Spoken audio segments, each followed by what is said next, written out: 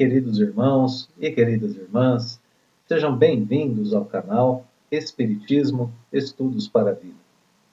Nós vamos continuar estudando o Evangelho segundo o Espiritismo. Agora, continuamos o capítulo 16, que tem o título Não se pode servir a Deus e a Mamon. Estamos estudando as instruções dos Espíritos. Dessa vez, estudaremos o subitem 13 do capítulo 16, que tem o título Emprego da Riqueza. Bom, esse subitem é composto por apenas um parágrafo e traz a instrução do Espírito Fénelon, de 1860. Bom, agora para pensar um pouquinho na questão do resumo, a gente vai poder identificar que Fénelon nos traz as seguintes informações, ou as principais informações no decorrer desse seu texto, dessa sua instrução. Ele identifica, faz a distinção entre o bom e o mau uso da riqueza. Daí o título, né? Emprego da riqueza. Como empregá-la bem? Primeira coisa, então, do resumo, né? Diferença entre o bom e o mau uso da riqueza. Depois ele mostra as consequências desse bom e mau uso da riqueza para todos, tanto para aquele que detém a riqueza temporariamente, como nós já vimos no capítulo, somos usufrutuários, quanto para aqueles que convivem com essas pessoas e que às vezes são beneficiadas ou não, né, pelo uso que essa pessoa faz dessa riqueza. Inclusive, o item vai um pouquinho adiante, ele não para aí. Ele identifica essas consequências do bom uso da riqueza, não apenas para a vida terrena, mas também para a vida futura, trazendo assim ótimas reflexões para nós que estudamos o Evangelho segundo o Espiritismo. Muito bem, esse é o resumo. Ideia de continuidade do texto. Lembremos que estamos dentro de uma temática do capítulo. O bom uso da riqueza. Essa é a temática que nós temos visto nos últimos itens do capítulo e podemos dizer que é a temática do capítulo em geral, porque o título do capítulo é justamente não se pode servir a Deus e a Mamon. Não se pode servir a Deus e a riqueza. Então nós fazemos uso da riqueza servindo a Deus. Esse é o principal, essencial ensinamento do capítulo. Então continuamos nessa mesma temática, mas agora adicionamos a ela o conhecimento sobre as consequências do uso que nós fazemos das grandes fortunas materiais. O bom uso que nós fazemos. E para a gente pensar, aprofundar um pouquinho essa ideia de continuidade, esse conhecimento sobre as consequências do bom uso nos explica justamente o porquê escolhermos fazer um bom uso da riqueza. Por que escolhermos servir a Deus mesmo que formos ricos, né? Se tivermos riquezas materiais. Então essa é a ideia de continuidade do texto. Vamos a ele então. Começando aqui a instrução do Espírito Fénelon com as seguintes palavras. Subitem 13, um parágrafo só, dividido para que a gente possa estudar mais tranquilamente, com mais atenção. Sendo o homem o depositário, o administrador dos bens que Deus lhe pôs nas mãos, contas severas lhe serão pedidas do emprego que lhes haja ele dado, em virtude do seu livre-arbítrio. O mau uso consiste em os aplicar exclusivamente na sua satisfação pessoal. Bom é o uso, ao contrário, todas as vezes que deles resulta um bem qualquer para outrem. O merecimento de cada um está na proporção do sacrifício que se impõe a si mesmo. A beneficência é apenas um modo de empregar-se a riqueza. Ela dá alívio à miséria presente, aplaca a fome, preserva do frio e proporciona abrigo ao que não o tem. Dever, porém, igualmente imperioso e meritório, é o de prevenir a miséria. Tal, sobretudo, a missão das grandes fortunas. Missão a ser cumprida mediante os trabalhos de todo o gênero que com elas se podem executar. Muito bem, então nessa primeira parte desse parágrafo, né, a gente vê a ideia, mais uma vez, de que o homem é administrador, é um usufrutuário dos bens que Deus lhe põe nas mãos, mas que a essa ideia a gente tem que somar uma outra. A gente tem liberdade, sim, para administrar e para usar esses bens. Mas a isso a gente deve unir a responsabilidade sobre aquilo que decidimos fazer com o uso do nosso livre-arbítrio a respeito dessas riquezas. Porque haverá consequências. Então a gente tem liberdade, mas devemos ter responsabilidade. Bom, na sequência do texto, Fenelon define para a gente o que é o mau uso da riqueza.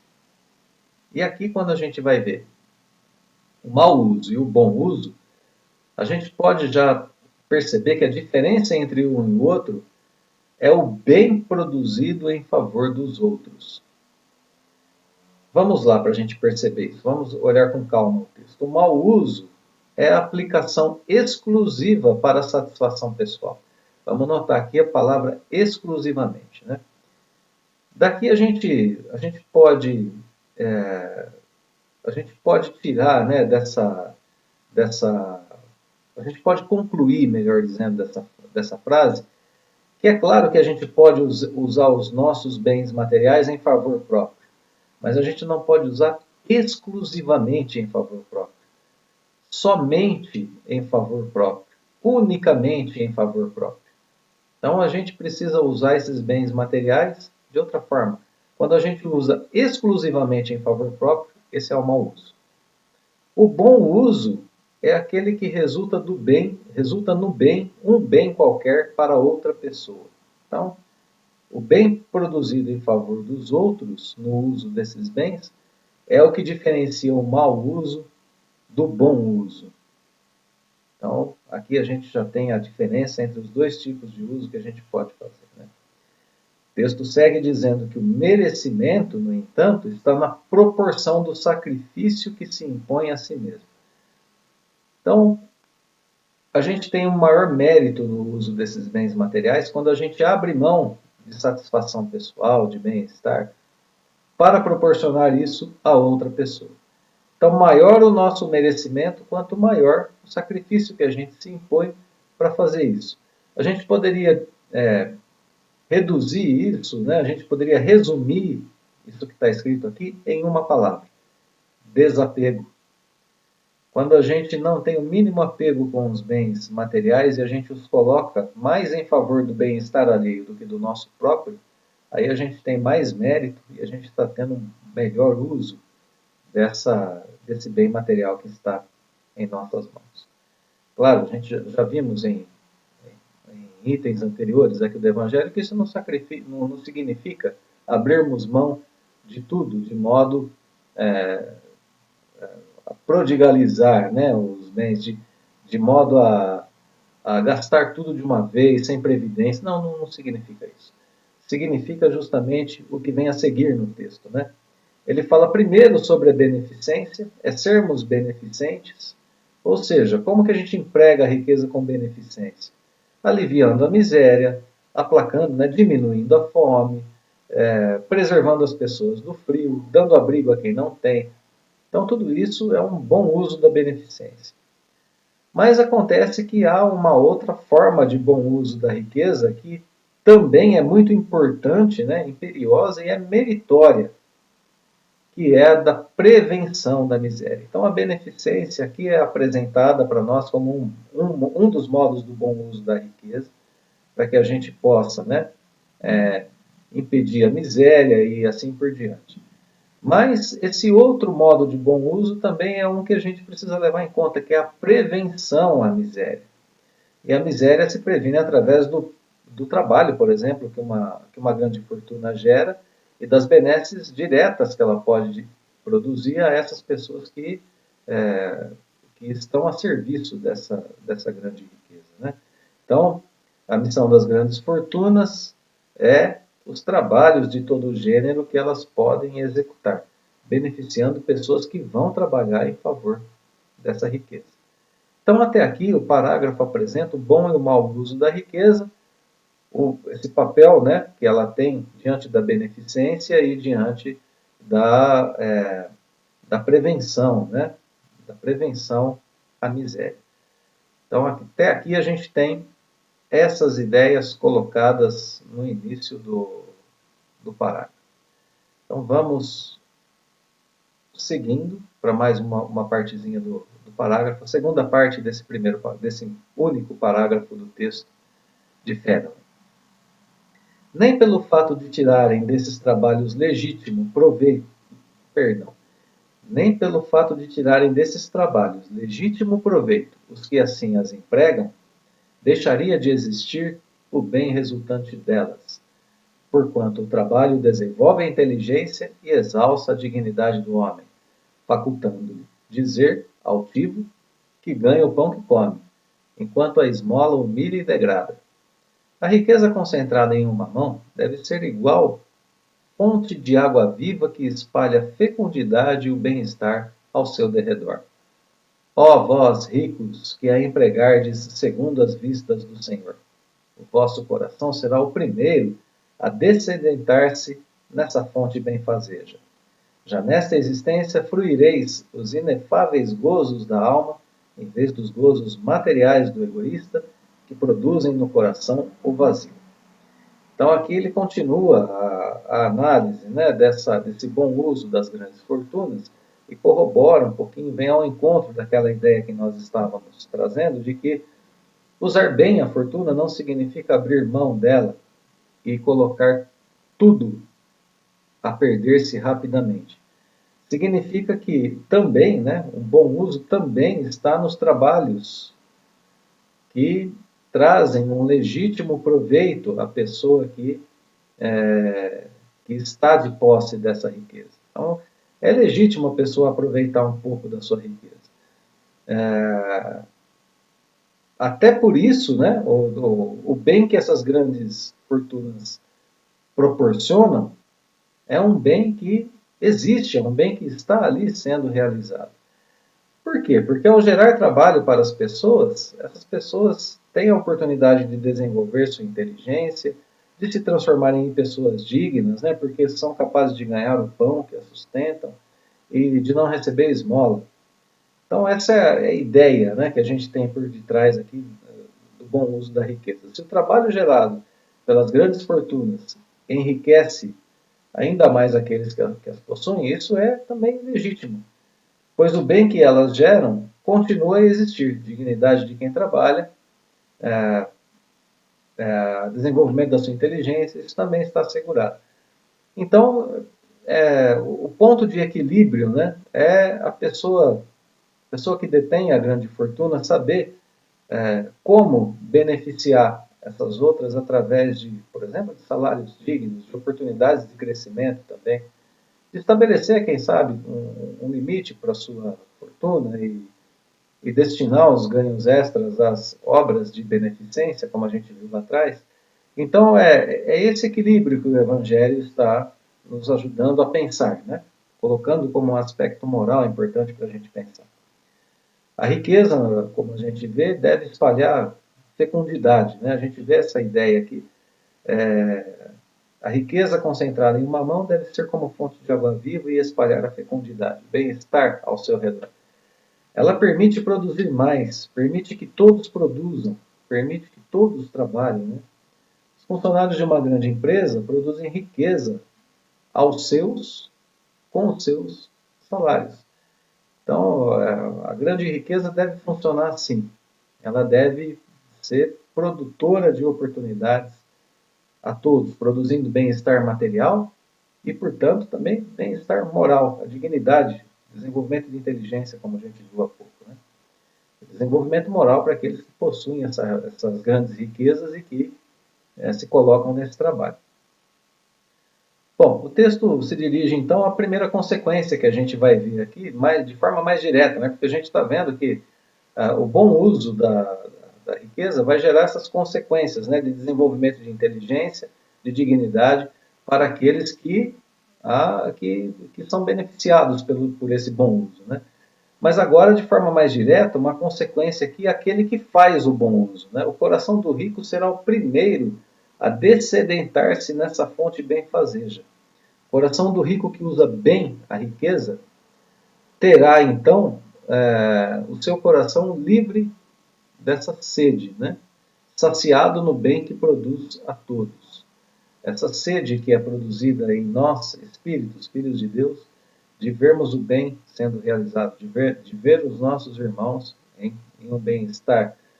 É uma sede que às vezes a gente não percebe que sente, é uma falta de alguma coisa que a gente tem e que só é sanada, é uma falta, uma carência que a gente tem que só desaparece quando a gente age de forma correta, quando agimos de acordo com a lei divina e quando cumprimos as nossas missões aqui na Terra. Então, nesse sentido, o coração do rico é o primeiro que vai receber essas benesses, né? O bem-estar espiritual é isso que é o fim dessa sede, né? Você vai sentir sua consciência tranquila, o seu coração leve, a sua mente pronta para a continuidade do trabalho.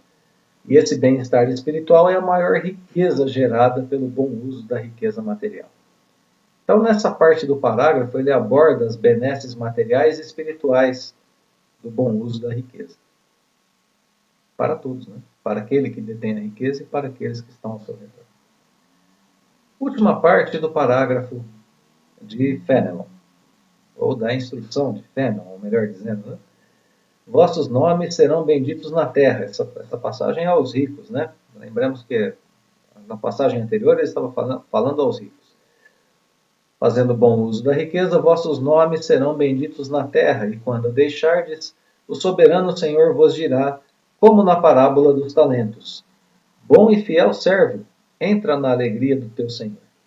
Nessa parábola, o servidor que enterrou o dinheiro que lhe fora confiado é a representação dos avarentos, em cujas mãos se conserva improdutiva riqueza. Se, entretanto, Jesus fala principalmente das esmolas, é que naquele tempo e no país em que ele vivia, não se conheciam os trabalhos que as artes e a indústria criaram depois, e nas quais as riquezas podem ser aplicadas utilmente para o bem em geral. A todos os que podem dar, pouco ou muito, direi, pois, dai esmola quando for preciso, mas tanto quanto for possível, convertei-a em salário, a fim de que aquele que a receba não se envergonhe dela. Então aqui o parágrafo continua um pouquinho no tema das consequências do bom uso da fortuna. São vividas na terra e são vividas agora também no plano espiritual. Quando a gente deixar a terra, nós ouviremos de Deus: bom e fiel servo, entra na alegria do teu Senhor. Então aqui agora as consequências para o plano espiritual, né? Para a vida futura. Que nós não sejamos então os avarentos da parábola, né? Que deixamos a riqueza improdutiva. Está ligada à avareza essa riqueza improdutiva, ao medo de perder, como nós vimos lá na parábola.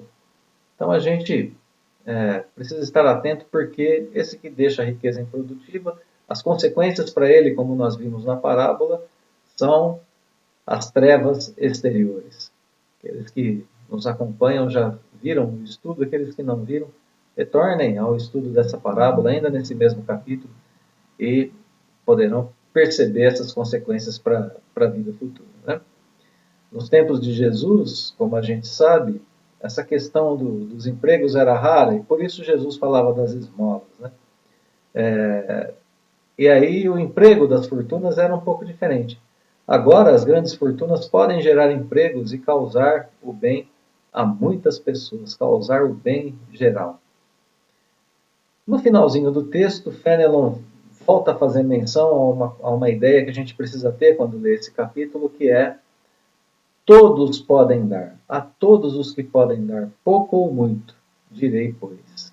Se for preciso, dê esmola, mas sempre que for possível, converta a esmola em salário, porque assim aquele que recebe não se envergonha dela, porque trabalhou, né? Então esse último apelo aos detentores de bens materiais em geral, não apenas aos detentores das grandes fortunas. É claro que o texto é um pouco mais dirigido a essa situação, né? Mas todos nós temos pequenas ou grandes riquezas que podem ser bem utilizadas em favor de todos. Então, converter a esmola em salário significa dar oportunidade de conquista digna a quem trabalha. Significa substituir a assistência simples por aquela que proporciona progresso intelectual e progresso moral para a pessoa que a recebe. Então, assim, O parágrafo termina com a ideia das boas consequências para o uso da riqueza, tanto na terra quanto no plano espiritual. E termina também explorando a ideia de progresso na substituição da esmola pelo salário. Eis aí a nossa lição para o bom uso da riqueza. Então a gente conclui o nosso estudo dizendo que usar bem as riquezas terrenas significa empregar o poder de produção que é próprio delas em favor de todos, o poder de gerar benesses, né, em favor de todas as pessoas. Proporcionar emprego e oportunidade de trabalho significa contribuir com o progresso de todos. A dignidade daquele que trabalha e sustenta a si mesmo permanece assim assegurada. A humanidade progride aos poucos. E agora nossa consciência foi desperta para a necessidade de colocarmos nossas pequenas ou grandes riquezas à disposição de todos, da oportunidade de todas as pessoas. Porque assim elas crescem, elas frutificam para o maior número de pessoas possível. Hora de substituir a esmola por salário, em todos os níveis das nossas riquezas, sejam elas intelectuais, morais ou materiais. Pensemos sobre isso. O emprego que fazemos, o uso que fazemos de nossas riquezas, como nós temos aproveitado todos os dons, tudo aquilo que Deus colocou em nossas mãos para que estivéssemos aqui ajudando, usufruindo e vivendo a vida de modo a progredir, mas também de modo a oferecer a oportunidade de progresso para todos. Queridos irmãos e irmãs, deixamos os votos então de que Deus nos abençoe sempre na nossa divina tarefa aqui na Terra, aquele fraterno abraço e os votos de que possamos estar juntos também nos próximos estudos. Sendo assim, nos vemos em breve. Até logo mais.